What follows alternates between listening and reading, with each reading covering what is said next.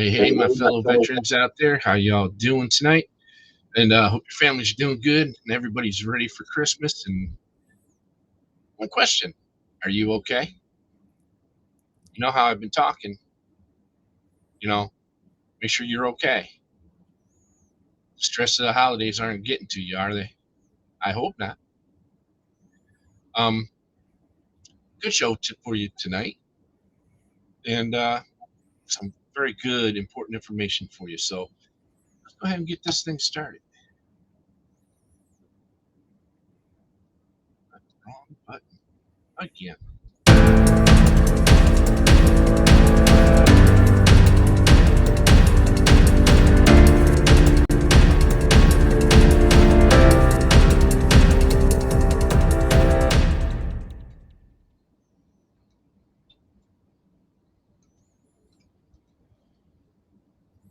All right, everyone. Welcome to Veteran Central. My name's Tim Hauser. Yes, a lot of you call me the Golf War Advocate, but hey, that's the way things are. Let's welcome Bill Krieger to the show. How you doing, Bill? Great, Tim. I got to say that theme music got me motivated, so I'm Oh, ready. good, good. All right. That's what I like to hear. Well, folks, we are going to talk about the VFW National Home today.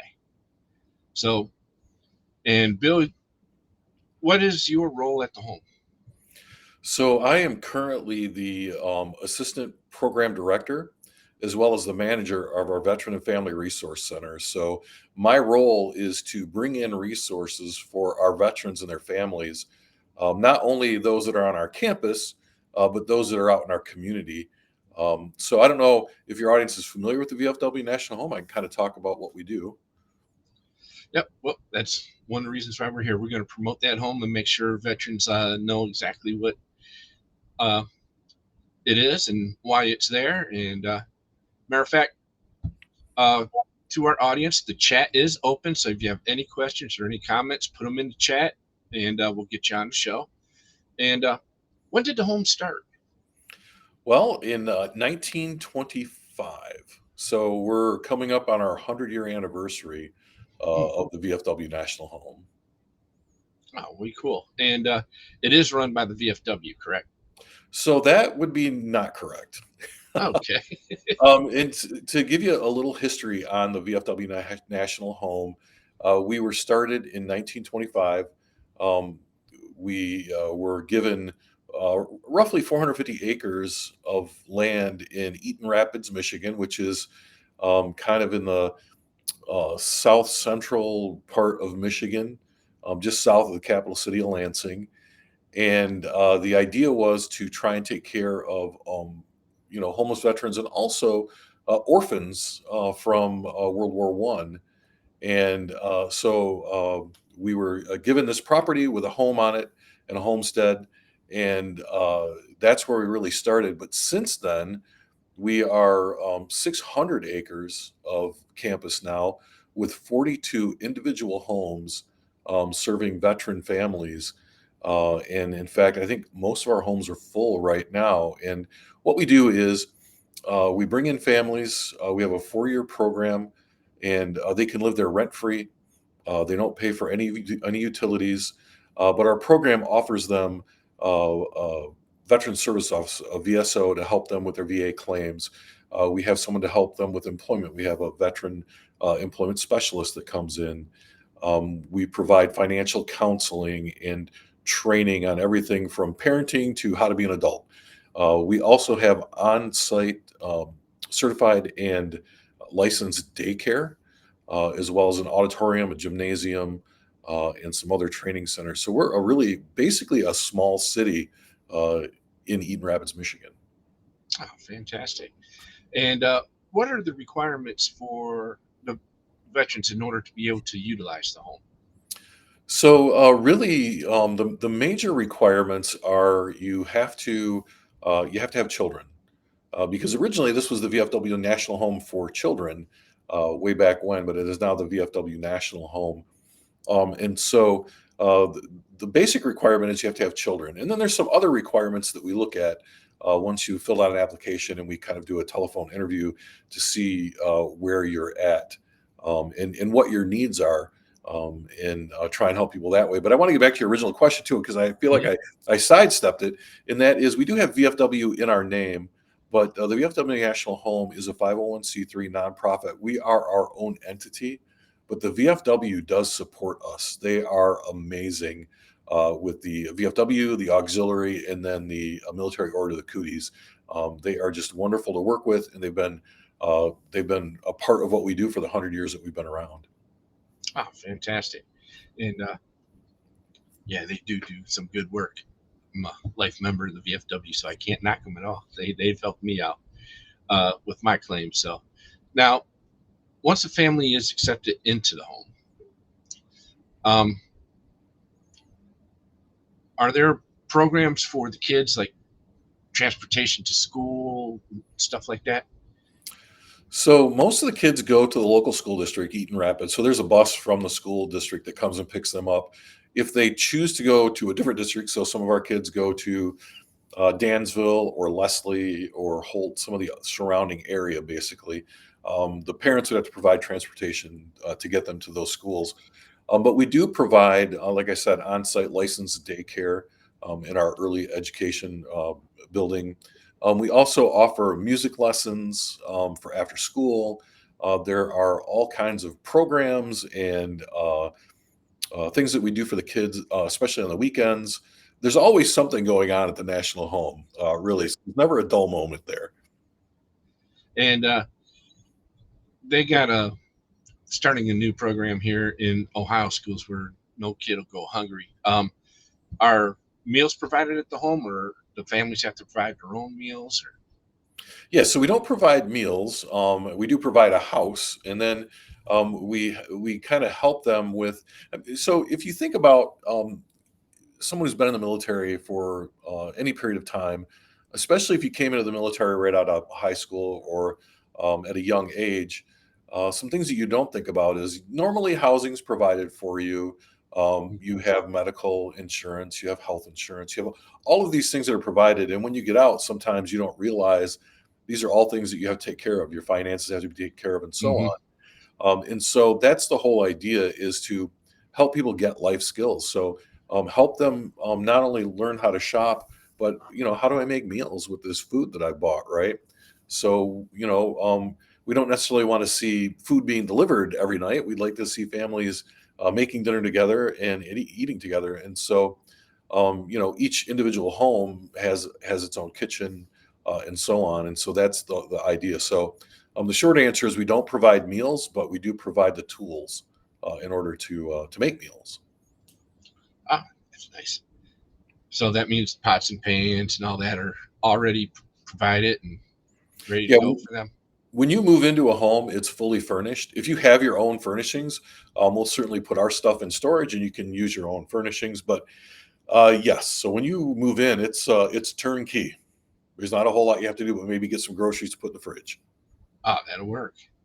And are you finding that most people that utilize the home, uh, well, they're pretty much homeless, correct? When they come Um, to you. So that's not necessarily the case. Some folks have been homeless. Some folks are nearly homeless. Some folks may have a place to live, but for instance, they're in a state where rents have doubled or tripled, and they're at the point where they just really can't afford it, and so they can come to the National Home and learn some basic budgeting skills and things like that in order to, because the idea is this is not a forever or a permanent home. It's not really what I would call transient housing, where you come in for a couple months and then you go find a place. This is really where you come, you work through the program, and you learn life skills. And then at the end of that, you achieve goals. Like if you wanted to buy a house, we are going to help you get to the point where you can do that when it's time to transition out. And when someone does come to you, is there somebody there to help them fill out the application and go over everything with them as they're applying? Yeah, so our process is pretty robust. The first thing you would do is you would either call the 800 number that is on our website, or you would just push the Get Help button. If you call the 800 number during normal business hours, you will talk to Kayla, who is our intake person, and she's fantastic at helping folks understand what they need to do in order to apply. If you do that online and you fill out our basic form, and then someone will contact you, usually Kayla will contact you and talk you through what the process is. So we have that basic application, and then we need things like a DD 214 or an NGB 22 or something showing that you were in the service and your character of discharge. We'll talk about things like, do you have any disabilities? Are they service connected? Are they not service connected? Do you have any special needs? So we really kind of walk through the not only the applicant but the whole family to get a good picture of what's going on. And then once we have all of the information gathered, our intake specialist does a report, and then we will do either a face-to-face or a Zoom or a phone call interview, depending on where the family's at, uh, with a case manager um, and our intake person, and then maybe one other person like myself or one of the other people from the office. So we can just kind of ask some basic questions. What are your goals? Where are you struggling the most? That kind of thing. And then we put that all together and take a look at what our availability is, what their needs are, and if it's a match, then we will offer them a place to stay. If we're full at the time, we do have a waiting list that they can be put on. And if they don't really meet our criteria or it's just not a good match, we will try and get them to other resources that can help them. And if you're not going to be living at the home, we do offer some off-campus programs, and then we have our Veteran Family Resource Center that anyone in the community can come and use when we're open. Can you explain a little bit more about that resource center? Yeah, so our Veteran Family Resource Center is in the lower level of our health and education building, which years and years and years ago was an old hospital. So it's a very cool looking Mm, building. And we're on the lower level of that. And it's myself and Rebecca, who is our peer support specialist and our veteran navigator. And she is a qualified VSO as well. So we have Tom, who comes in from the American Legion once a week. He's our veteran service officer. He helps our families with their VA claims, helps them understand that whole VA system, and really is great at what he does. We're looking at trying to expand those hours so that he's there more days a week, and maybe we can have some evening hours for folks if they need it. We have an office that houses our veteran employment specialist, and she works for the state of Michigan. She will sit down with our families and help them to find a job if that's what they're looking for. She's a great resource. She's our tie back to Michigan Works and My Talent Connect and all these different things, within the state of Michigan. And she also can help with resume writing. We do have a contractor that will come in and help with resume writing, help do role playing so that people can build their interviewing skills, mm, all of those sorts of things. This year, for the first time ever, we're opening up a VITA tax office. And so the IRS has the VITA program mhm. where we can get volunteers to come in and do income taxes, not just for our veterans, but also anyone who meets the criteria for that tax office. So there's income thresholds and other things that fall into that. So we're going to be opening that up in February, right in time for tax season. And we'll probably run that right up through October of every year. So that's going on, and we're just recently opening up our wellness office. And so, no, it's not treadmills and weightlifting machines, but our wellness office is actually working with the Volunteers of America. They have a wonderful serve program, and they will help our residents or people in the community, even who are veterans. They will help them find mental health services, and not just help them Mhm. find mental health services because I could just hand anybody a list of names and numbers. They'll Right. help them with the paperwork. They'll make sure that they can get to their Mhm. appointment. all of those things. And so we have them coming in, and then we're also partnering with another group to come in and give a 6-week course on budgeting and finances. Everything from putting together a budget to investing for your future and everything in between. And at the end of that class, everyone gets a budgeting book, which they can keep track of their budgets and how they're doing, and then they can work with their case manager as they go through the program. So those are just some of the things that we offer. And then once Hmm. a quarter, we have Cup of Joe, and we have a really wonderful community room there, with a full kitchen in it. We bring in coffee and donuts, and veterans can come in. And the whole purpose of this is to not really accomplish anything, but to drink some coffee, eat some donuts, and just sit down and chat with other veterans. And it's an amazing thing when you put a Hmm. bunch of veterans in a room together and the conversations start. It always runs from 8 to 10 on a Saturday. But I will tell you this: I don't think I've ever gotten out of there before about 1 o'clock in the afternoon, uh, because people want to hang out, people want to learn more, Hmm. and they just I don't know. Me as a veteran, I retired back in 2011. There's something about sitting down with veterans and just talking that's Yes.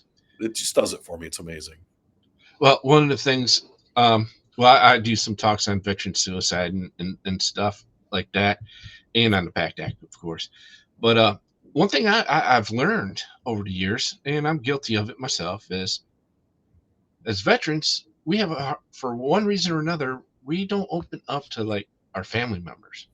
But once we sit down with a fellow veteran, we have no problem talking about anything at all.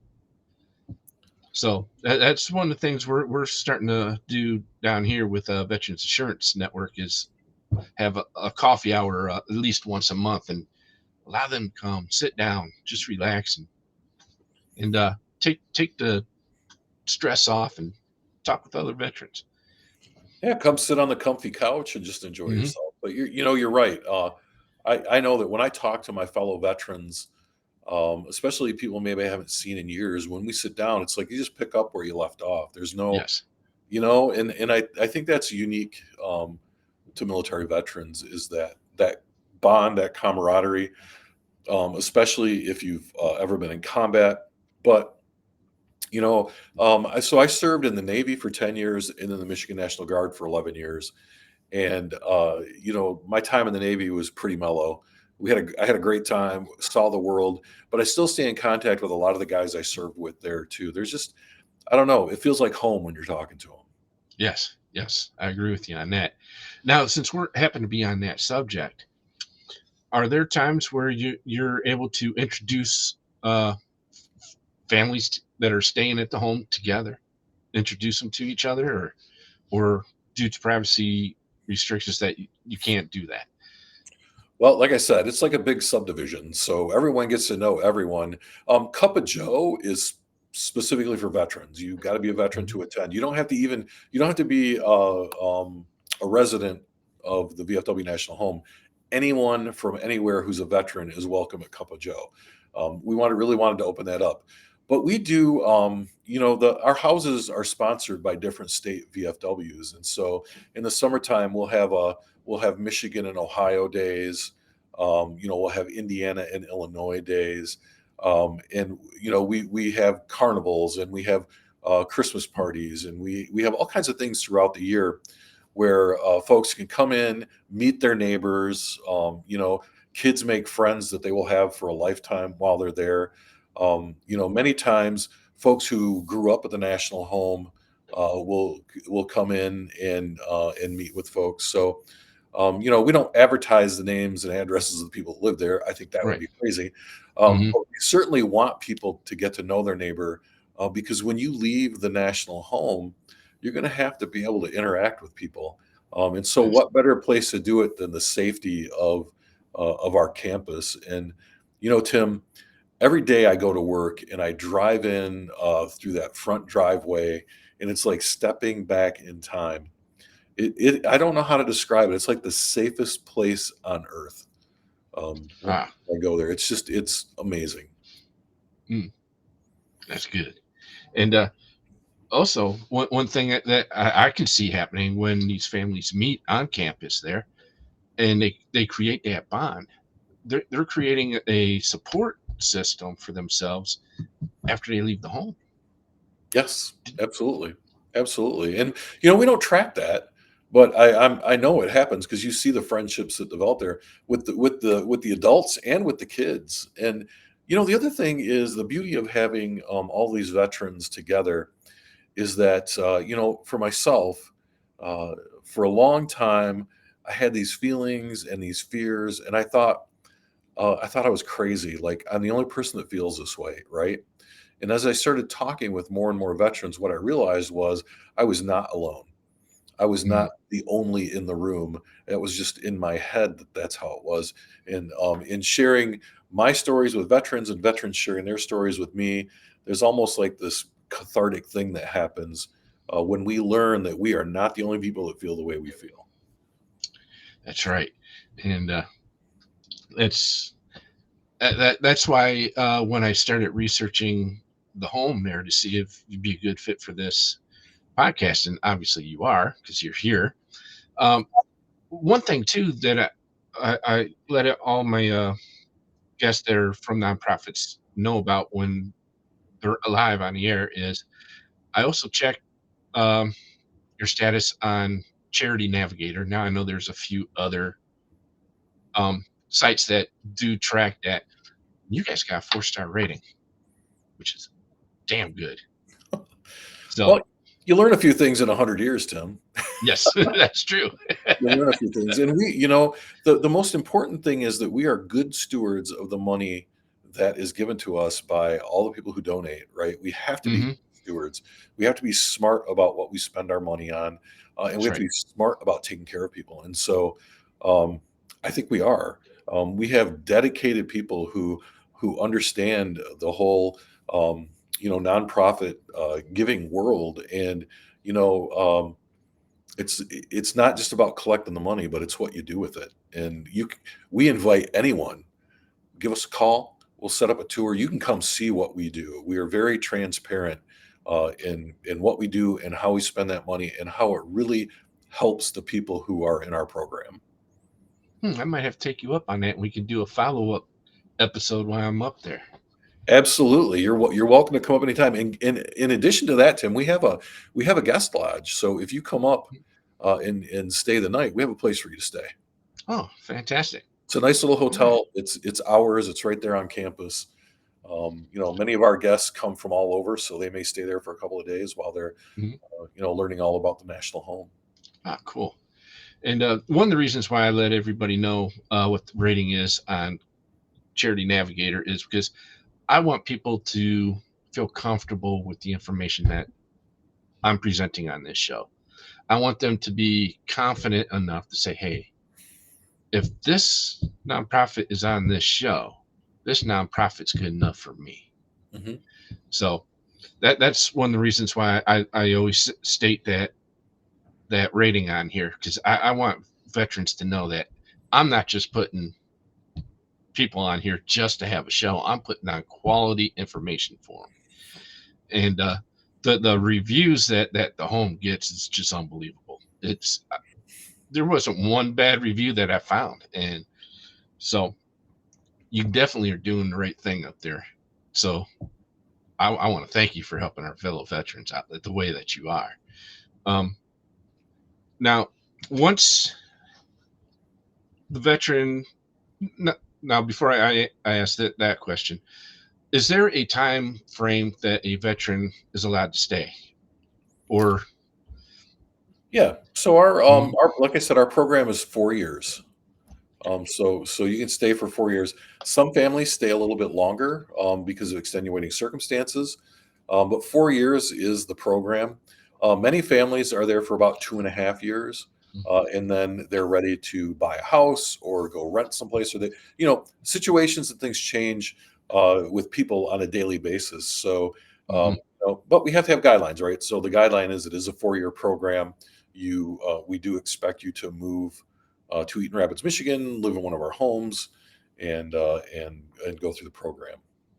yes, that's cool. All right. And one of the things that I know too is if And we talked about this before going on the air. If you're unable to help a veteran, you know the people who can. And you just don't leave the veteran hanging. You help them get in contact with those people too, right? We do. One of the things that we are doing is working with the Coordinated Assistance Network, because what we find is, so you don't have to live in Michigan to come to the National Home. We have people from all over the country that come to the VFW National Home, from a lot of different states, right? So our homes are filled with people from all over. But if you call me from California, um, of things that I can help you with. Now I can Google it just like you can, and Hmm. provide some things. But the Coordinated Assistance Network um, is already built to do that. So if someone comes to us and we can't help them, we will give them what we have, certainly, but we also refer them over to the can, is what we call it. Hmm. We refer them there because once they get a profile and put their information in, that group has the most up to date list of nonprofits that are willing to help, and so they can provide that information. So it's kind of this coordinated effort, right? We're going to give you what we have, but I want to get you to someone who has way more information than I do. But the one thing we don't do is we don't leave a veteran hanging. You'll never come to Good. the VFW National Home and have someone go, "I'm sorry, we can't help you. There's the door." Because maybe you can't come live at the home because you don't meet our criteria, but you can utilize our resources if you're in the area. If you need a VSO, come to the National Home. You can use our VSO. If you need financial help, come to the home. You can use the people that help out with finances. If you're looking for a job, come to the National Home. We have a veteran employment specialist that comes in every Thursday. Deb would love to help you. And I can just go on and on. So even if you don't qualify to come live there, um, being a veteran, you do qualify to use our services, and that's really the word I want to get out there to folks. Yes. But if you're not local, and you call us, we're not going to say, "Sorry, can't help you." Click. We're going to do everything we can do to get you to the place where you need to be to get the help that you need. And so I take a lot of pride in that, because I know that there are nonprofits out there, and not out of the meanness of their hearts, but they just don't have, uh, you know, the the resources that they need in order to refer people out. Um, Hmm. and and so we want to be really good about being able to help as many people as we can. We can't help everyone; no one can, but we'll help as many as we can. Oh man, that's fantastic. That's what I love to hear. Because well, you've heard my stories here before we came on the air about the veterans when we were in Washington D.C. getting turned away and not Right? being offered information on who can help them. And that's when I says, yeah, that's got to stop. And because we're all got the same common goal Yeah. to help veterans. So why not work together? If you Yeah. don't have the resources to help this veteran, refer them to somebody who can. Yeah. It's that simple. Yeah, and But let's yet, be honest. Let's be honest. mm-hmm, There are many nonprofits out there that are very specific. mm-hmm, Like I only help these types of veterans, and that's okay because right, we can't that's help fine. everyone. Yeah, But the but to that is, but you should be able to steer them someplace that can help them, or at least exactly. point them in the right direction. Right? I think we are Mm-hmm, obligated to do that for people when they come to us for help. And there's going to be some folks where there's just nothing out there for them, for whatever, because of their situation, but I right, don't want them to not get help because I didn't try. exactly. And plus, I think that's one of the reasons why veterans suffer so much depression is because they do go somewhere with hope, only to be turned away and not given any other hope. Right. So that depression builds and builds, and so that's one of the reasons why we started this organization here is try to eliminate that. Hmm. Because if I can't help you, I know somebody who can. Right. And I think that's one of the reasons why I was so drawn to your organization when I was doing my research is because it seems like you don't turn any veterans away at all. You find them help one way or another, and that right there is fantastic, and just blows me away that there's actually other people out there that think the same way, not just the way I do, but some of these other organizations that I'm working with too. So, Well, I think and the kind of the running joke at the home is I know a guy because yeah, everybody there knows a guy. Like if you want if you need something, we can't give it to you, but I know a guy. And so hmm, that's kind of a and it's kind of a veteran thing, right? We all know a guy. yes, The yep. other thing I forgot to say was speaking of knowing a guy, is that we do Guitars for Vets. We're a Guitars for Vets chapter. And Oh, starting I'm in talks with them to come on the show.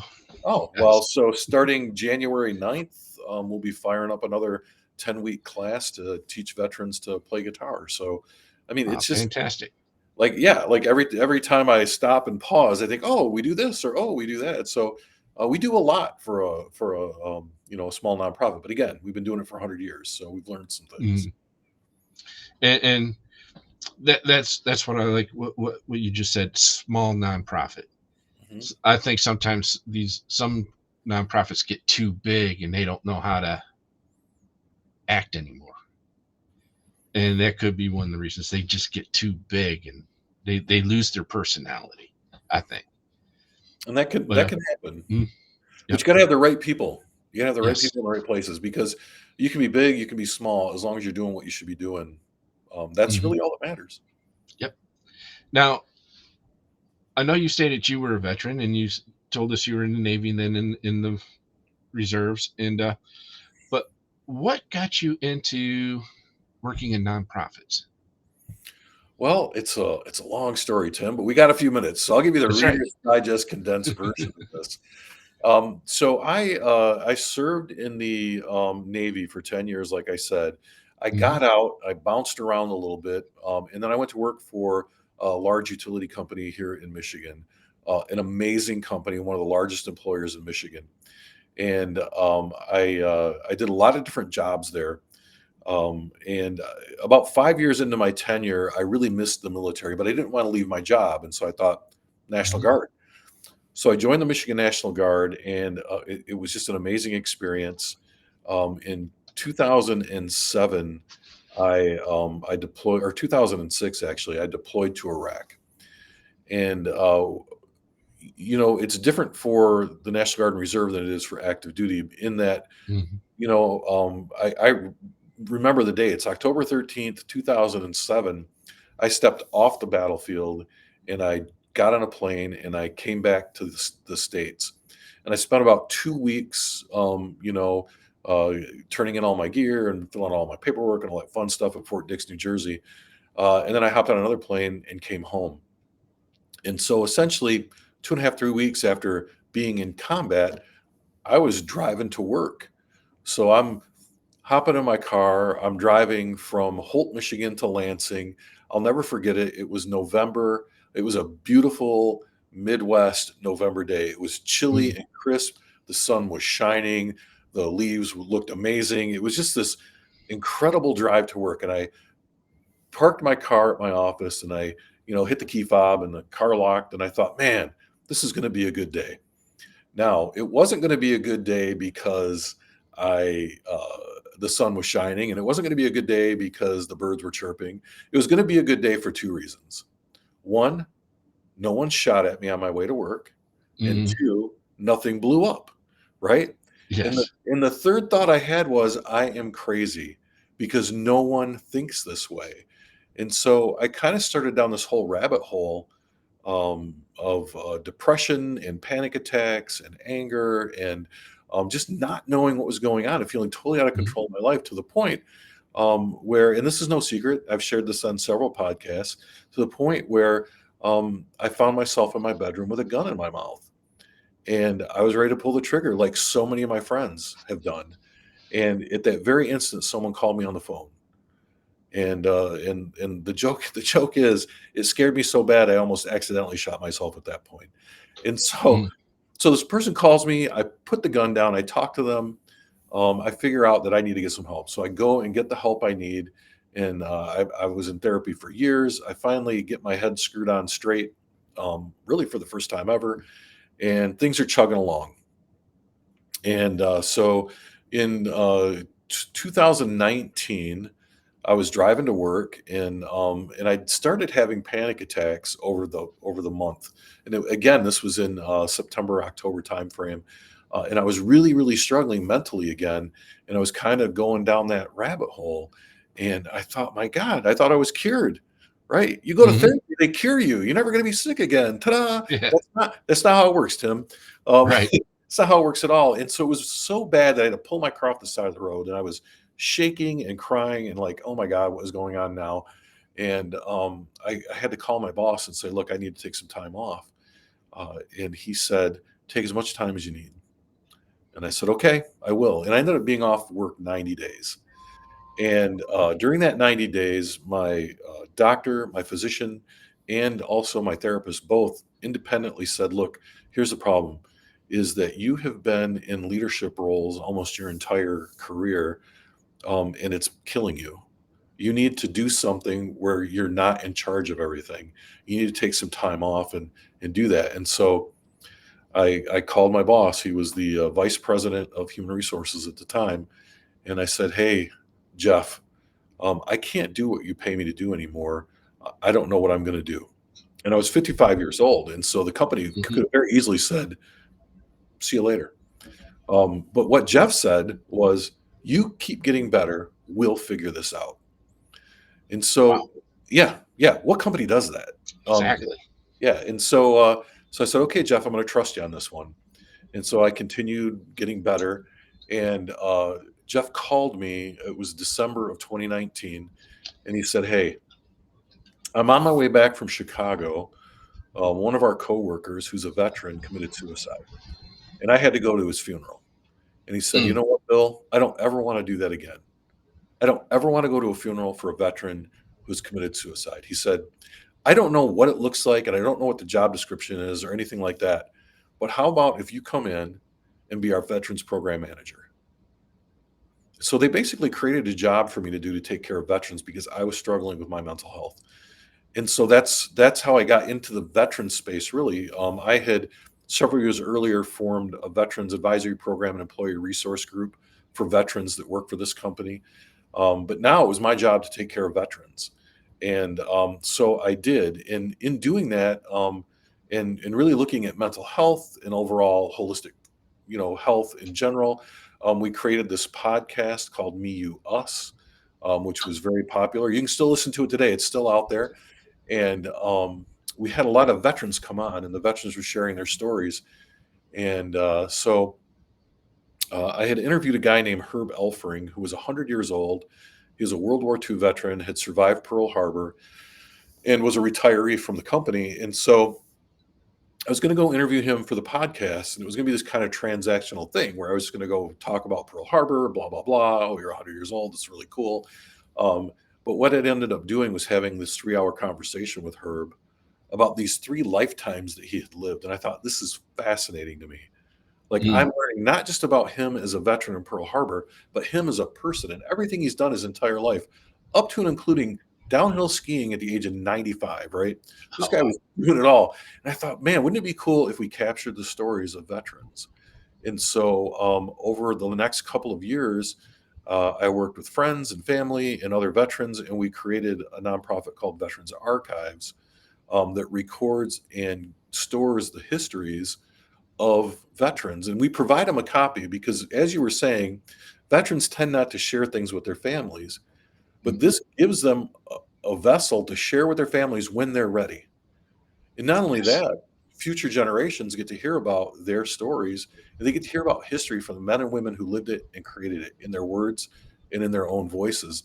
And I just loved it. And so I'm coming up on a retirement because I'm thinking I'm 58, and retirement's looking pretty good to me. I still have a pension, I got a 401k. And then magically, the company is trying to reduce some numbers. So they offer a really nice buyout. And at the exact same time that was happening, the VFW National Home had this opening for their veteran family resource manager and assistant program director. And so I applied for it. And my good friend Mike Wilson called me and said, are you serious? And I said, I'm serious, a heart attack. Because we used to do volunteer work out there. Um, Uh-huh. and so I started. I interviewed. They wanted me to come work right away, and I said, no, I got to take the summer off because I want to learn how to play golf. And they were all on board with that. So I started working there in September. But through my work at Consumers Energy, I'll say their name, the major Mhm. corporation here in Michigan. I don't think I'll get in trouble for that, and neither will you. Um, Through my work there, I worked with a lot of nonprofits who worked with veterans. And then through my own nonprofit, I met a lot of others. And now working at the National Home as a nonprofit, um, I- you're not ever going to be a millionaire running a nonprofit. Right. I don't believe, right? So Mhm. you really got to want to be there. And when you meet the people at the VFW National Home, every single one of them could probably be doing something in corporate America, making a lot more money than they do, but they love veterans so much that they sacrifice that in order to do that. Now they get something out of it too, and that's the satisfaction of working there.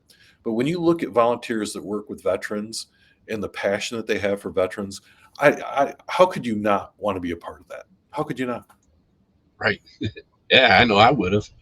And so the day came, and I'm still processing the beginning of this story here Yeah. because it's a common story that I've heard the last few years. Where, well, one of the people that asked me to join Burn Pits 360 and advocate for the PACT Act, his wife found walked into their bedroom and he had a gun in his mouth. Hmm.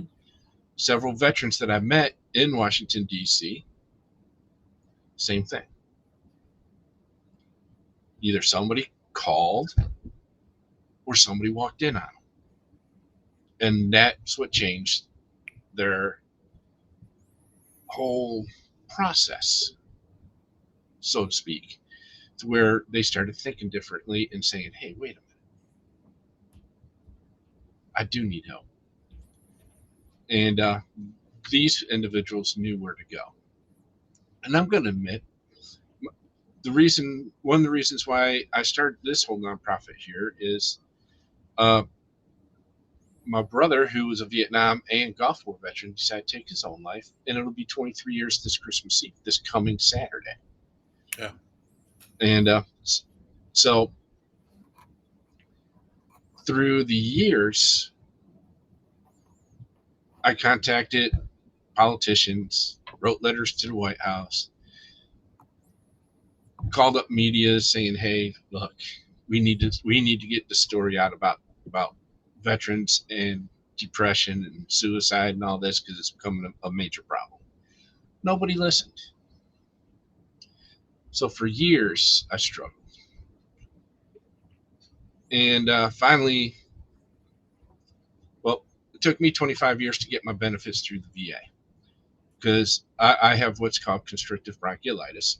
So I have a terminal lung disease. And it took everything I had to figure out how to convince the VA or that this was service connected. The same day I got that letter, I posted on social media saying, "Hey, look, I just got my service connection because of this, and this is the reason why I'm sick." That same night, Burn Pits 360 calls me up and says, "Hey, we want you to come join us." And I'm glad they did because other than meeting my wife and getting married shortly thereafter um, that was the happiest day of my life because I finally got acknowledged. And that's one of the things I think is lacking with veterans. Is we're not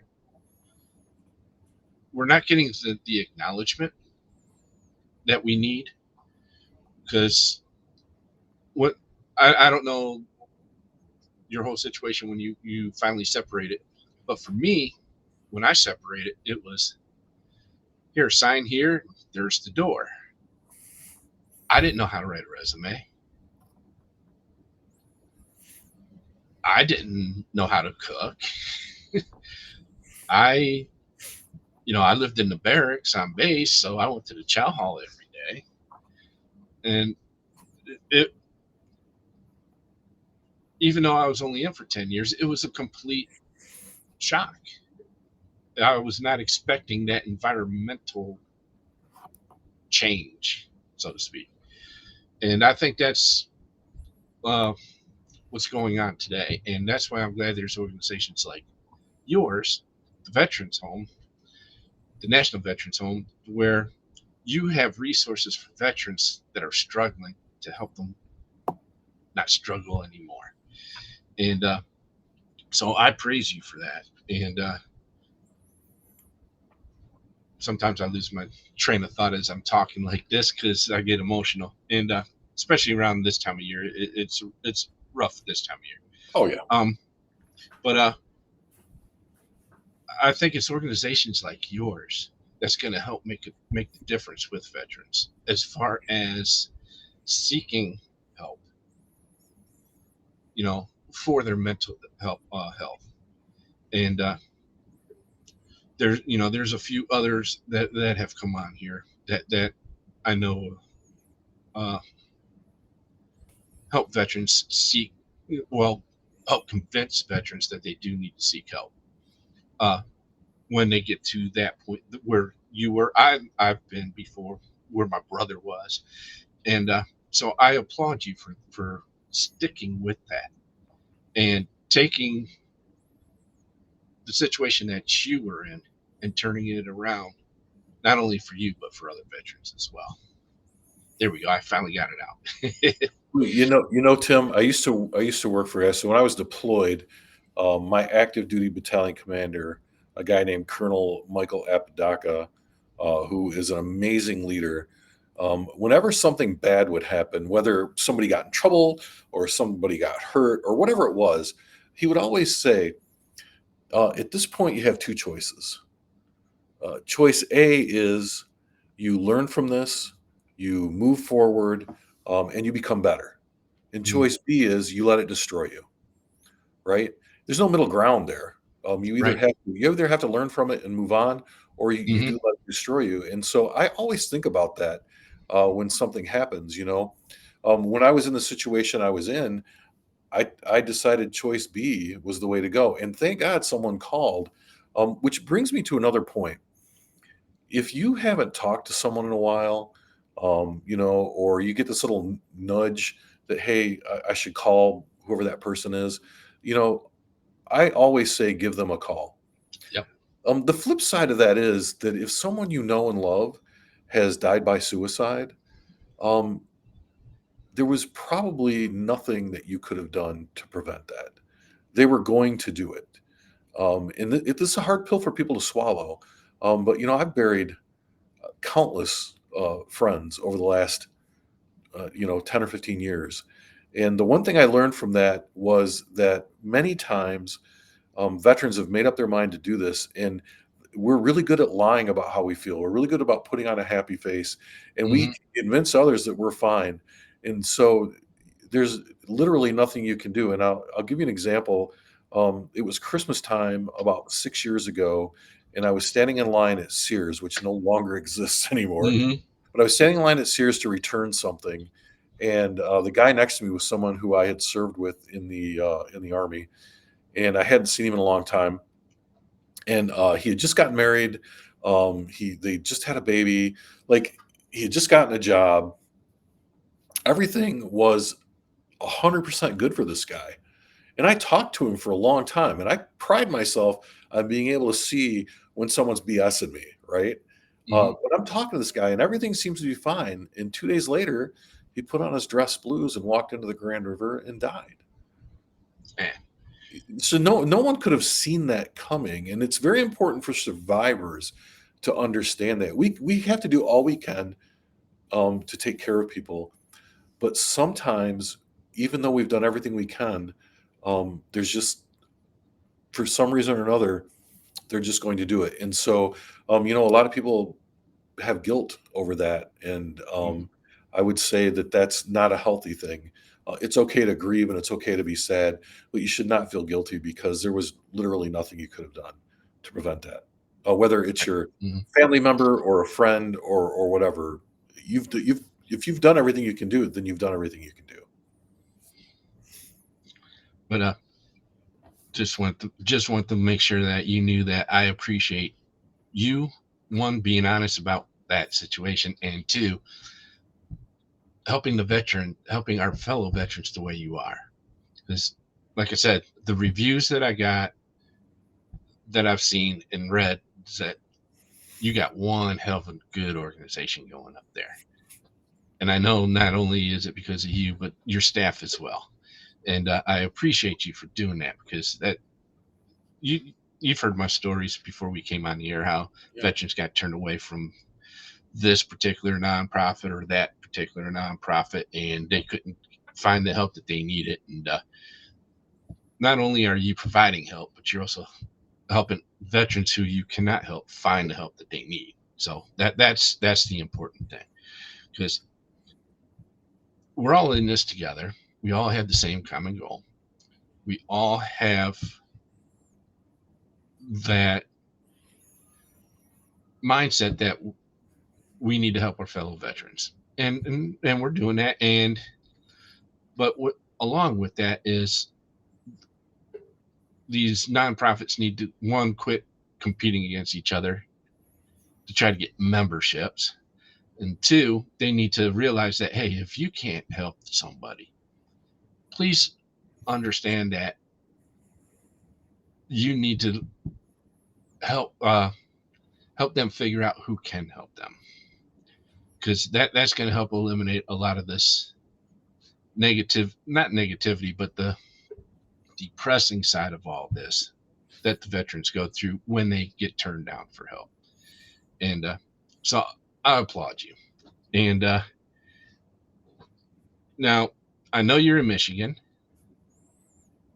and I know you're close to Ann Arbor, not too far from Ann Arbor. And I just got to say one thing for you Michigan folks up there. Yeah, you had the better team this year. So, Well, I'll tell you what, Tim. I live like 2 minutes from Michigan State University, and mhm. I have season football tickets to MSU. So that school down the road, I'm not going to say anything bad about it. They are amazing. They have a great coach. But my I bleed green and white. What happened? You guys used to have a good powerhouse team. I think we're going to. I think we're going to in the future. I think some changes have been Hmm. made that are going to be good for the team. I think it's going Yes. to take a little bit of time to rebuild after the year that we've had. But teams do that. If you look at University of Michigan, before Coach Harbaugh got there, and really in his early days as the coach, they were not good. But look at him now, because he has slowly built that program and really Hmm. proven his naysayers wrong. And I'm not a fan of the Wolverines, but I have to applaud them because they put in the hard work and gotten it done. Yes. All right. Well, we're almost out of time, so let me put up your logo up here. VFW National Home. Uh, you can go to, and for those who will be listening on audio, I'll put this in the description, so you'll be able to go to their website as well. VFWNationalHome.org is the website. Awesome website, very easy to navigate, and you can find out everything you need to know about the home, and be able to get in contact with them as well.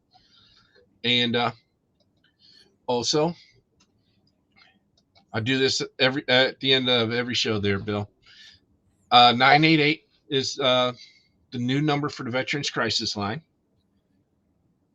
It's no longer getting put on hold, no longer getting a voicemail and somebody call you back.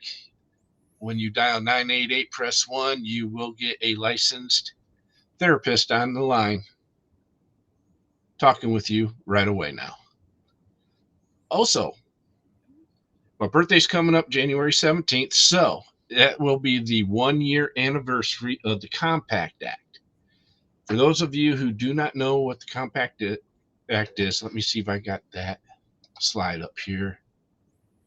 No, I do not. But if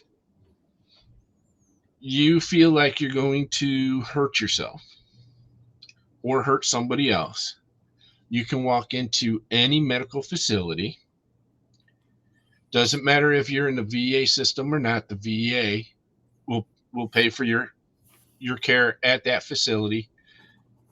Uh, Now there are time constraints on how long you can stay in and how long your um, care is after you're released from the hospital. But the VA will pay for the bill. You do not have to worry about if you can afford it or not. Bill, did you ever see the video where a police officer pulls up on a pickup truck on the side of the highway? And as the police officer gets closer to the truck, he can hear somebody crying on the inside of the truck. And he peeks his head around and looks inside, and he asks the individual that's in the truck, "What's going on?" And all you hear is, "I'm a veteran. I'm on the phone with the VA crisis line right now." At that moment, the cop put his gun in his holster and says, "Brother, I got your back." But one of the things that surprised me about that video was the police officer, in talking with the veteran, says, "Hey, look, let me go ahead and get you a ambulance here. Let's get you to the hospital. They're going to take care of you much better than I can here on the side of the highway." And the first words out of that veteran's mouth was, "I cannot afford it." Hmm. This is one of the reasons why the Compact Act was passed and signed by the president. So that doesn't ever have to happen ever again. If your situation requires you to seek health care, go you can go to the closest facility near you, closest ER, and your bill will be taken care of now by the VA. Doesn't matter if you're in a VA system or not. So those are two things that I definitely like to get out every week, and it seems to be helping. People keep commenting to me about it and thanking me for posting those and talking about those at the end of every episode here. And once again, folks, VFW National Home. Bill here helps run it. It is one hell of a good organization. Otherwise, they wouldn't be on this show. Um, so, Bill, I want to thank you not only for coming on this show, but helping our fellow veterans as well. And I hope here in a few months we can have you back. Well, I'll come up there and we'll do a follow up show from up there. How does that sound? I'm all about it, Tim. You give me a call. I appreciate you having us come on. I appreciate your support of the VFW National Home, and I appreciate what you do for our veterans as well. Thank you so Thank much. you. All right, all right, folks. I do not have a guest for next week. Um, so if I don't have a guest uh, commit for next week, what I will do, since it'll be the 27th, I recently went through the SAVES program at the VA on suicide prevention. So maybe if our the people that I'm trying to get on cannot commit to next week, we'll talk about that. All right. So thank you for watching. Merry Christmas to everybody. Have a fantastic holiday. And like I always say, and I always ask, are you okay? If not, you know if you are or not. If not, please, please contact somebody. If you don't trust the VA enough to call 988, call a friend, call a family member. All right. All right, folks. We'll see you next week. And Bill, if you could hang on for a minute as we go off the air here, and we'll see you all next week.